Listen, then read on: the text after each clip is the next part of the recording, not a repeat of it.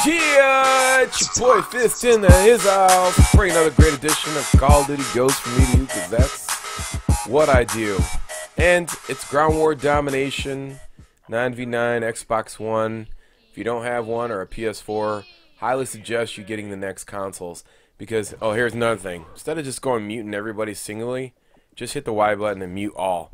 I don't know why there's another layer of tabs in there for that. That's just annoying. So, anyways, moving right along, I want to talk about control points and, you know, having weapons to switch out in game. Now, what I like about this game over Treyarch games is the fact that each class has a loadout for kill streaks or whatever type of streaks that you can use. So let's say most of the time, if you know, controlling points and going solo, you gotta have certain setups because you might be with a team that's not that good. So in these maps, most of the maps are really big when you're playing Ground War Domination, bigger than normal. I think it goes back to Modern Warfare 2 and Call of Duty 2, Call of Duty 4, where the big maps, I mean, people forget really quick how much the game's philosophies from the developers are completely different. And this is their interpretation of the game. So, you know, you have to recognize a lot of stuff immediately. I mean, this game has a lot of rich history, and if you haven't played this game from the beginning, it's easily to discount the games from developer to developer. Unless you played all of the Call of Duties and you have valid reasons and points, and pointing those out in the commentaries as to why you hate the game, just not, oh, I hate this game. It doesn't make sense when people say that to me. I just don't get it. But you got to make some valid points. You see, I'm pressing that button that sends the card across, creates noise. They can't hear your footsteps. They're looking at something visually, create a distraction. Those are some of the things. If you're going solo, you want to create that diversion, and you know, and see they run out there and they look, and it gives you the opportunity to control a center point. This guy's over here. He heard the train moving, so he runs over there. Gave me the opportunity to shoot him in the back. Otherwise, he's just going to be sitting there listening. So, in the beginning, I had the MK14, and I'm running pretty much solo on this map. And, you know, there's not that many people on Xbox One. I mean, since Black Friday, it went from 21,000 to 31,000 online, which is pretty good.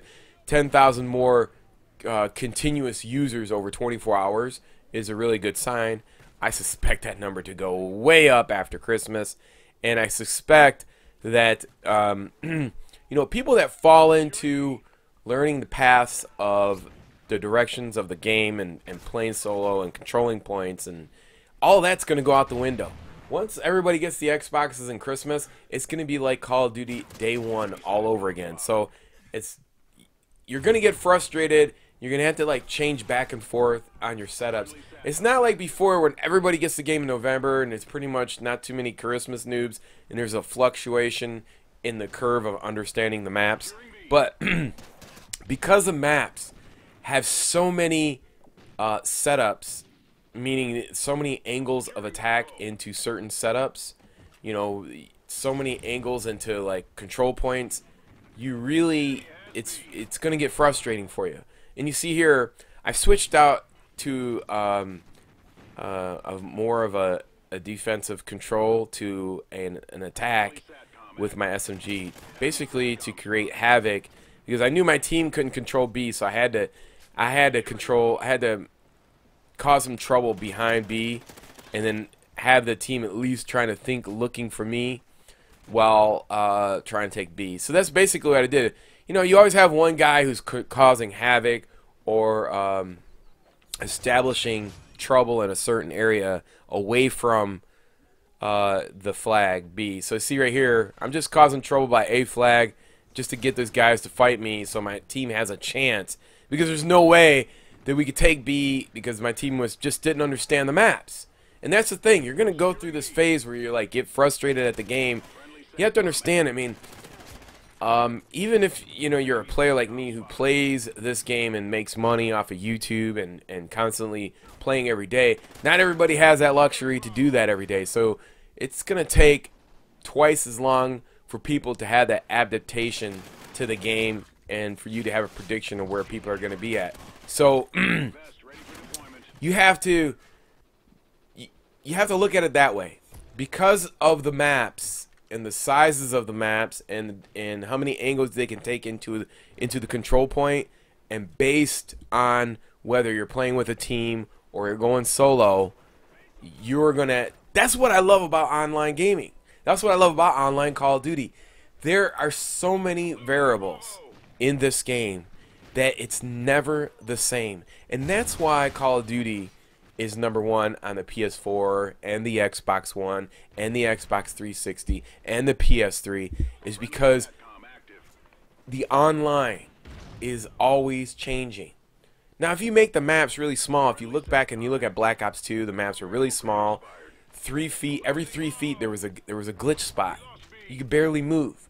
But these games, they're big maps with 20 different ways into getting into control points, and that's what makes the game fresh, because you don't know where somebody's coming from. You don't know where you're going to be able to stop that person from getting to you at. There's multiple ways a person can break the hold of a solo type player. And so for a person like myself, and I don't know if you play like that and you really don't have the time to pick up people and different times for different people. You don't have the same luxuries of, okay, all my friends are going to be at this time, this is where I'm going to play, I'm going to be, and then the hassle of everybody getting in the same lobby and going to game from game. It's frustrating. That's why I go solo. People are like, why don't you play with your subs, or why don't you do this, or why? I can't do it. I can't pick up people, and I do it on a rare occasion, but when I do, it's a headache, because you don't have time to wait for people, get in the lobby, and everybody wants to talk to you. When I want to play, I want to focus on the game. That's where my meditation, that's where my enjoyment comes from. I don't want to hear about, your dog jumping out of your bathtub and getting all your floor wet and, your love life. I don't care. I want to talk about the game, taking control points, killing people. That's how I meditate. Everybody has a different thing, but that's what I do. So here in this particular game, we was going solo. Was going to use the MK14. Team couldn't hold a control point. This is a control point right here, and as you can see, I was helping out my team with the support class, and that's what you do. You sick your meat shields onto the other team, and you do that with support and the Oracle and the vest and the ground jammers. I mean, basically, they have to sit there and fight through that, then get to you, and I think that's a huge equalizer, especially if you're going solo against a team of players. And it's a great that's what's great about this Call of Duty Ghost. A lot of people talk about how much they think Black Ops 2 is better. I don't see it, and I'm gonna go further on into this in the next video I do on Fist 2 channel. I want to talk about how the snipers comparative to the snipers on a Black Ops. This is just there's not even an argument. I love everything about Call of Duty Ghosts. The only things that I don't like are the spawns. The spawns are terrible. I definitely do not like the new Xbox controller analog sticks. I'll be getting the new controller within the next couple of days. I'm definitely going to do a review on that, and I'll leave you guys the link for that, because these analog sticks chew right through your hands. And see, we pretty much got them triple capped. And once I got the Oracle and I controlled this middle point, they weren't coming back from that. So that was the whole point, to lock down this area and control and help out your team. You have to remember, support in domination is a team game. And if you're gonna play selfish and go for certain kill streaks that are not helping your team and you're not winning, I mean, that's the whole objective, is to win the game. Isn't that correct? Like, if you're not winning the game, and that's what you're shooting to do, then you're not achieving your objective. So, unless, your objective is to have fun, then that's a different story. Or kill whoring, that's a different story as well. I mean, my whole thing is, like, sometimes I get into that mode where I want to win. Sometimes I don't want to. I don't care to win. I just want to punish people and be an asshole and and just get a lot of kills, and just being, you could still help your team by being an asshole by getting a lot of kills because it's irritating the other team. But if you still lose at the end of the day, it's it's still a loss, and I don't know how you feel about that, but I don't feel too good about losing all the time. But rolling solo in 9v9 and trying to have a 2-point win ratio is completely, it's very hard, and I'm still learning. And this game is going to change completely once Christmas comes. So anyways, I hope you enjoyed this commentary and you want to check out, this was a battle. We're very fortunate to win this game. But this goes to show you how to use support and help your team win. I'm going to do another commentary on Fist 2 channel about balance and nerfing and all that other stuff. Come on over there. Till next time, your boy Fist. Peace! I'm out.